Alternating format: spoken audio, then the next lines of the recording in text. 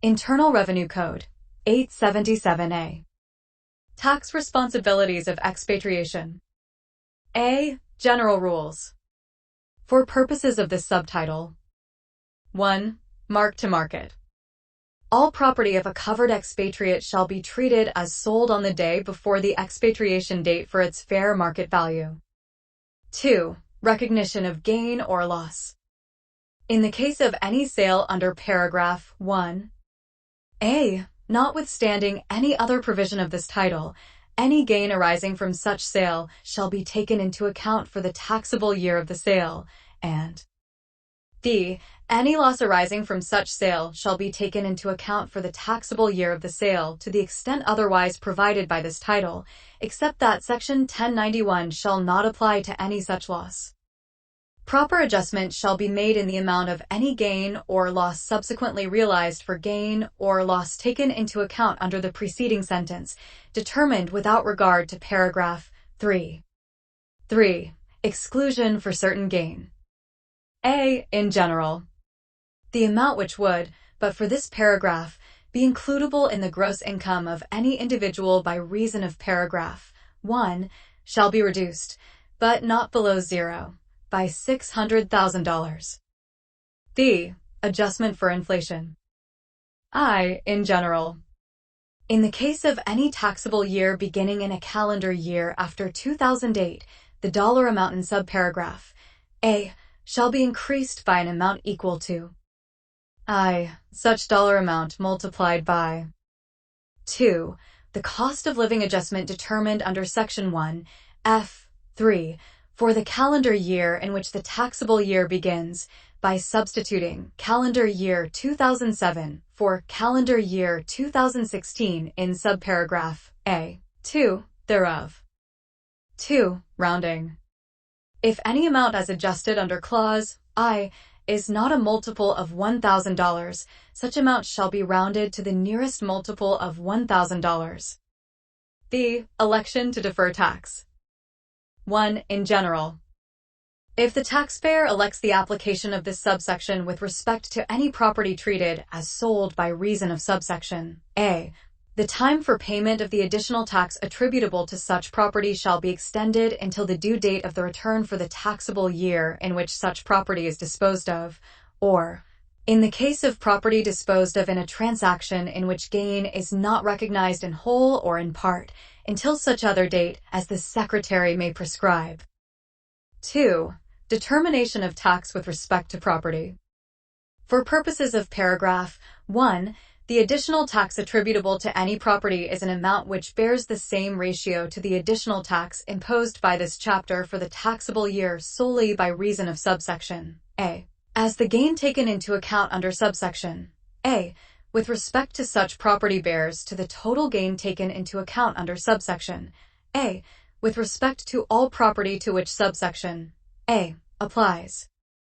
3. Termination of extension.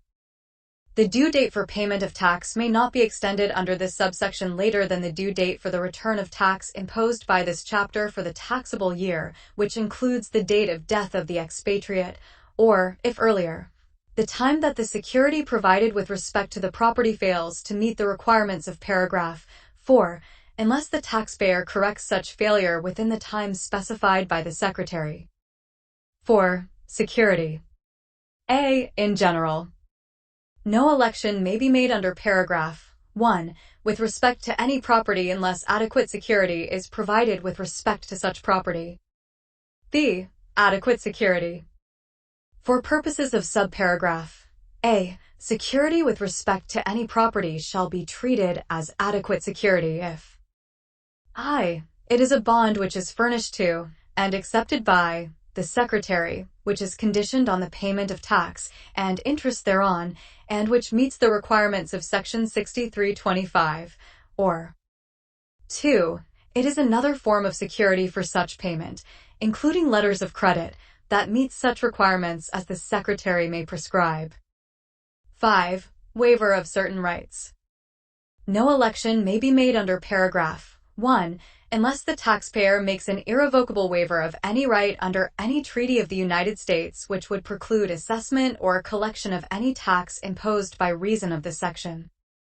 6. Elections. An election under paragraph 1 shall only apply to property described in the election and, once made, is irrevocable. 7. Interest. For purposes of Section 6601, the last date for the payment of tax shall be determined without regard to the election under this subsection. C. Exception for certain property. Subsection A. Shall not apply to 1. Any deferred compensation item, as defined in subsection D4. 2. Any specified tax deferred account, as defined in subsection E2, and 3. Any interest in a non-grantor trust, as defined in subsection F3. D. Treatment of deferred compensation items. 1. Withholding on eligible deferred compensation items. A. In general. In the case of any eligible deferred compensation item, the payer shall deduct and withhold from any taxable payment to a covered expatriate with respect to such item a tax equal to 30% thereof. B. Taxable payment. For purposes of subparagraph A, the term taxable payment means with respect to a covered expatriate any payment to the extent it would be includable in the gross income of the covered expatriate if such expatriate continued to be subject to tax as a citizen or a resident of the United States. A deferred compensation item shall be taken into account as a payment under the preceding sentence when such item would be so includable. 2. Other deferred compensation items. In the case of any deferred compensation item which is not an eligible deferred compensation item. A. With respect to any deferred compensation item to which Clause 2 does not apply, an amount equal to the present value of the covered expatriate's accrued benefit shall be treated as having been received by such individual on the day before the expatriation date as a distribution under the plan, and 2. With respect to any deferred compensation item referred to in paragraph 4d, the rights of the covered expatriate to such item shall be treated as becoming transferable and not subject to a substantial risk of forfeiture on the day before the expatriation date. B. No early distribution tax shall apply by reason of such treatment, and C. Appropriate adjustments shall be made to subsequent distributions from the plan to reflect such treatment. 3.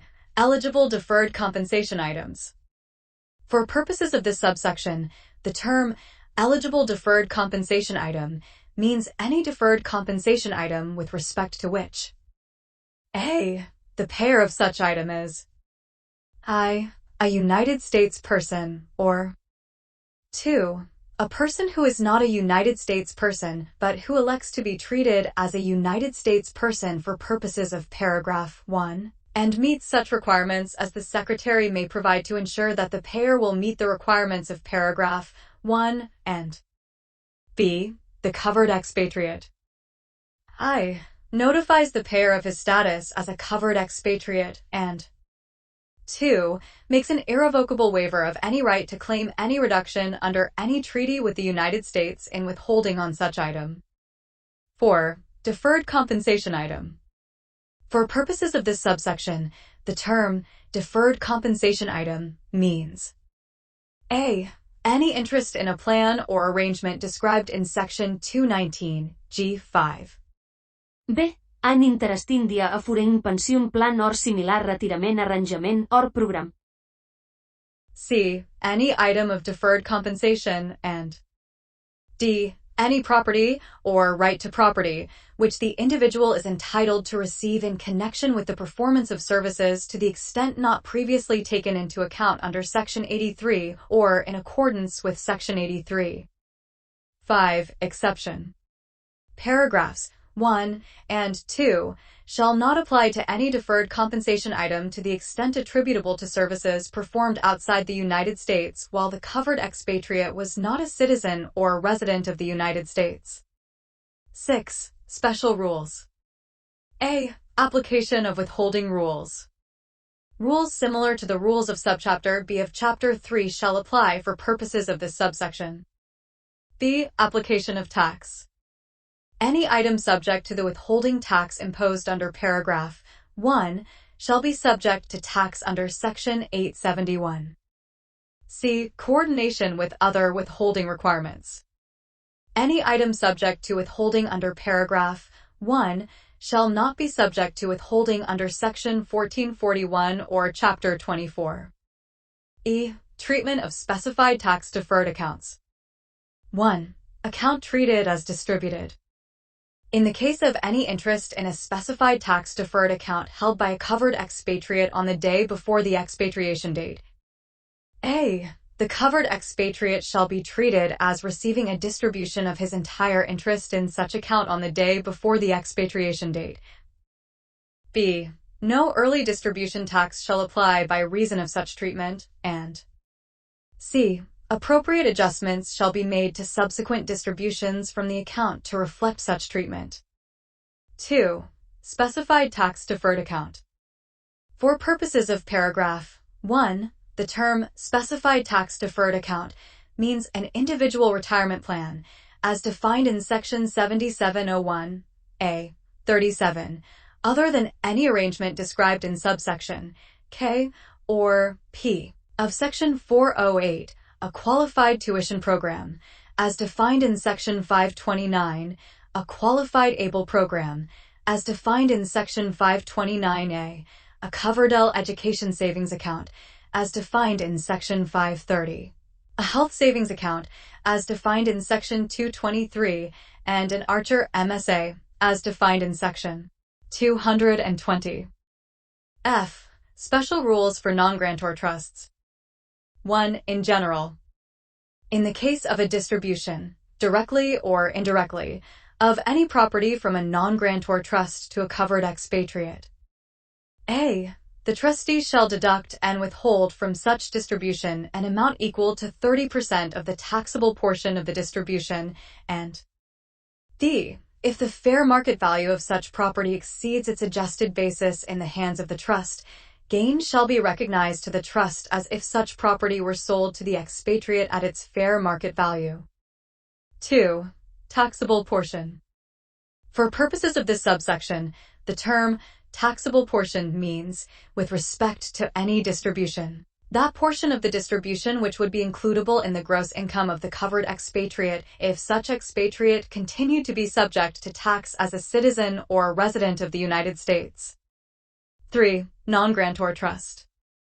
For purposes of this subsection, the term non-grantor trust means the portion of any trust that the individual is not considered the owner of under subpart E of Part 1 of subchapter J. The determination under the preceding sentence shall be made immediately before the expatriation date. 4. Special rules relating to withholding. For purposes of this subsection, A. Rules similar to the rules of subsection D 6 shall apply, and B. The covered expatriate shall be treated as having waived any right to claim any reduction under any treaty with the United States in withholding on any distribution to which paragraph 1A applies unless the covered expatriate agrees to such other treatment as the Secretary determines appropriate. 5. Application. This subsection shall apply to a non-grantor trust only if the covered expatriate was a beneficiary of the trust on the day before the expatriation date. G. Definitions and special rules relating to expatriation. For purposes of this section. 1. Covered expatriate. A. In general. The term covered expatriate means an expatriate who meets the requirements of subparagraph A, B, or C of Section 877A2. B. Exceptions.